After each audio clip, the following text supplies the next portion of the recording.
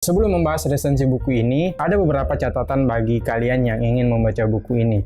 Nah, di awal saya menganggap buku ini akan banyak membahas mengenai cinta karena judulnya adalah Cinta Tidak Harus Mati, sesuai dengan bukunya.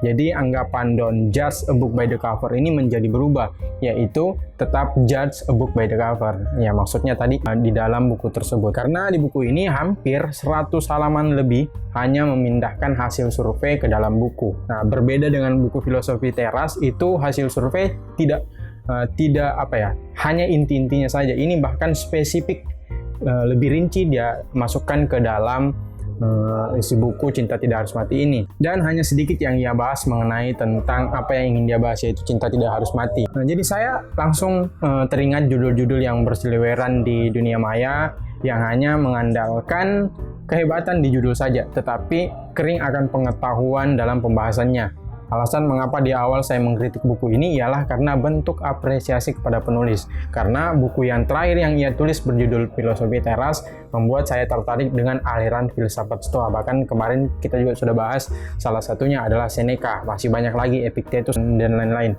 Nah, itulah yang membuat saya tertarik dengan filsafat Stoa. Nah, itu artinya jika kita terus melatih kebiasaan menulis kita, tulisan kita akan mengalami perubahan yang signifikan. Salah satunya yang dilakukan oleh Henry Manampiring tersebut. Nah, tetapi bukan berarti di balik kritik ini tidak ada yang bisa kita ambil di dalamnya.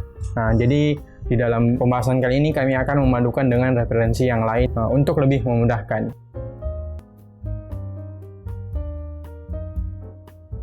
Orang jatuh cinta itu begitu indah rasanya, baik laki-laki maupun perempuan ketika telah merasakan jatuh cinta seakan lupa akan segalanya. Bila perlu, jika ia memiliki kemampuan untuk menghentikan waktu, ia akan menghentikannya. Nah, tetapi lambat laun perasaan jatuh cinta tersebut mulai memudar. Hari demi hari yang dilalui terasa membosankan. Setiap hari hanya mengulangi percakapan yang satu sama lain sudah bosan. Tinggal menunggu waktu untuk berpisah dengan dalih merasa tidak cocok. Nah, dalam buku ini dijelaskan tentang perasaan jatuh cinta yang kita rasakan adalah tahap infatuation atau bisa juga passionate love atau gairah. Saat-saat awal manusia jatuh cinta, jadi dalam buku ini dijelaskan tentang perasaan jatuh cinta yang kita rasakan adalah tahap infatuation. Infatuation ini seperti birahi, ya kan? Passionate love atau gairah dalam bercinta saat-saat awal manusia jatuh cinta dan tergila-gila. Jadi secara neuroscience tidak ada bedanya dengan kondisi high on drug. Jadi otak kita ini dibanjiri hormon-hormon yang memberi rasa senang melayang yang mungkin mirip dengan efek narkoba. Nah, yang menjadi masalahnya perasaan high ini tidak bisa selalu dipertahankan terus-terusan.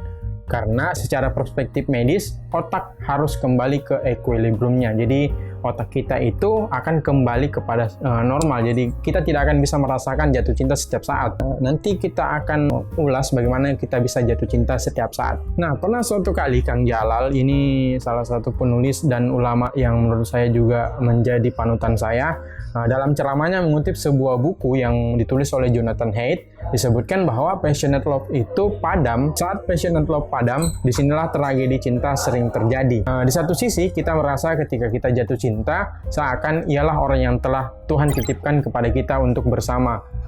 Tunggu dulu. Tidak sampai situ. Ketika kita merasa ialah pujaan hati kita, kemudian melakukan pendekatan atau bisa kita bilang seperti pacaran, lambat laun, rasa sayang tersebut mulai memudar diakibatkan entah itu dari segi perlakuan atau sikap pasangan yang dulunya kita dambakan. Ia seakan berubah drastis menjadi diri yang lain, padahal selama masa pendekatan kita hanya fokus kepada apa yang ingin kita lihat saja. Jadi di saat hal-hal yang jelek dilakukan oleh pasangan kita, kita merasa ia telah berubah. Apa masalahnya dan mengapa demikian bisa terjadi? Itu terjadi karena persepsi kita yang berlebihan. Nah, yang harus kita ketahui untuk memilih pasangan ialah dengan menjawab dengan siapa atau apa kamu jatuh cinta.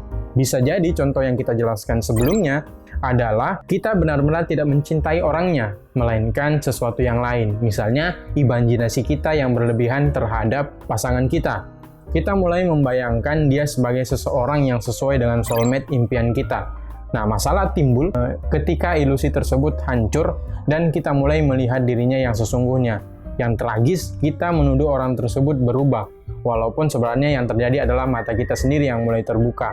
Nah, seringkali orang jatuh cinta bukan kepada seseorang, tetapi kepada jalan keluarnya. Kita merasakan kesepian, kita tidak mau sendiri, dan kemudian kita melihat seseorang sebagai solusi untuk masalah kita dan bukan pada seseorang. Jadi, kita mencari pasangan itu bukan karena kita suka sama seseorang tersebut, karena kita merasa sendiri, karena kita merasa kesepian. Ya pokoknya kalau kita lihat orang yang punya pasangan, kita langsung kayak ya mau juga mencari pasangan. Bukan karena kita suka sama seseorang tersebut, ya karena kita dapat aja, oh kayaknya bisa. Intinya dia tidak mau sendiri. Bukan berarti kita harus sendiri terus. Nah, sebagian lagi orang jatuh cinta itu pada jadwal.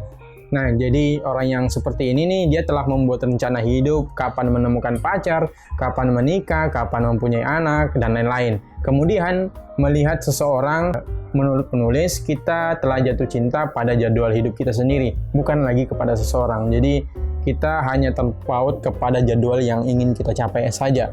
Nah, sebagian lain merasakan jatuh cinta pada terapi. Kita membawa luka batin, misalnya patah hati, trauma masa kecil mungkin, dan lain-lain. Kemudian kita menemukan seseorang yang kita anggap bisa menyembuhkan kita. Maka kita telah jatuh cinta pada terapi untuk masalah kejiwaan kita sendiri, bukan pada seseorang. Jadi kita pacaran itu mendambakan layaknya seorang Mario Teguh.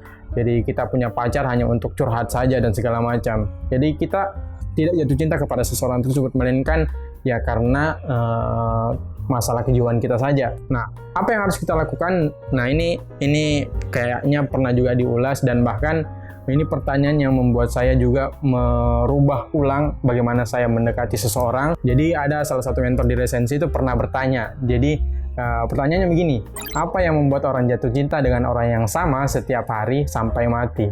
Nah, seketika itu pula otak saya pusing menemukan jawabannya. Nah, mungkin juga teman-teman bisa menemukan jawaban dari pertanyaan tersebut. Dan kayaknya jawaban ini sudah diulas di YouTube-nya resensi. Dan harus kita akui bahwa pacaran dan menikah adalah kondisi yang sangat berbeda. Tetapi kita selalu merasa ketika pacaran layaknya seseorang yang sudah bersuami istri. Dalam artian entah itu dalam hal panggilan sayang atau kepada hal-hal yang boleh dan tidak boleh. Mungkin ini berlaku kepada orang-orang yang memiliki komitmen satu sama lain. Dan untuk menjalin komitmen satu sama lain ini sangat sulit. Perbedaan yang harus kita ketahui antara pacaran dan menikah adalah pacaran itu sifatnya individu, ya hanya kau dan pasanganmu. Sedangkan menikah itu sifatnya keluarga, jadi sifatnya sudah kolektif, yang mana keluarga satu sama lain itu sangat terikat. Jadi perkawinannya itu perkawinan keluarga. Jadi bukan hanya kau dan aku, tetapi sudah menjadi sekeluarga. Jadi jika kalian ingin melanjutkan hubungan kalian ke jenjang pernikahan, jalinlah silaturahmi kepada keluarganya juga. Dan yang paling terpenting dari itu semua adalah buatlah kriteria Anda. Nah, ini yang paling terpenting karena pasangan Anda akan mencerminkan diri Anda nantinya. Dengan adanya standar kriteria yang Anda tetapkan, kemungkinan membuat Anda tidak bertemu dengan orang yang salah. Nah, jadi kecil kemungkinan untuk bertemu dengan orang yang salah, dan Anda tidak perlu saling menyakiti karena Anda merasa tidak cocok. Jadi kita tidak perlu saling menyakiti satu sama lain karena hanya mencoba-coba, karena mungkin merasa tidak cocok dan segala macam. Jadi temukan pasangan yang menurut Anda satu frekuensi dengan Anda. Nah, bagaimana jika kita menemukan pasangan yang menurut kita tidak sesuai dengan yang kita harapkan, bahkan sampai-sampai melakukan kekerasan kepada kita? Nah, jawabannya itu adalah dengan syukur dan sabar. Bisa jadi pasangan Anda itu merupakan sebuah ujian bagi Anda. Jadi untuk teman-teman yang misalnya sudah berumur yang ingin melanjutkan pernikahan, tetapkanlah kriteria Anda, kemudian carilah pasangan, dan jangan lupa sembari kalian menetapkan kriteria, Anda juga tetap harus meningkatkan diri Anda. Jangan sampai Anda terlalu meminta lebih banyak, tetapi di sisi yang lain Anda tidak memperbaiki diri Anda sendiri. Jadi pasangan kita itu tergantung dari sampai mana kita memperbaiki diri kita sendiri. Mungkin itu, dan terima kasih untuk teman-teman semua. Sorry kalau ada salah-salah kata. Akhirnya, assalamualaikum warahmatullahi wabarakatuh. Ada pertanyaan?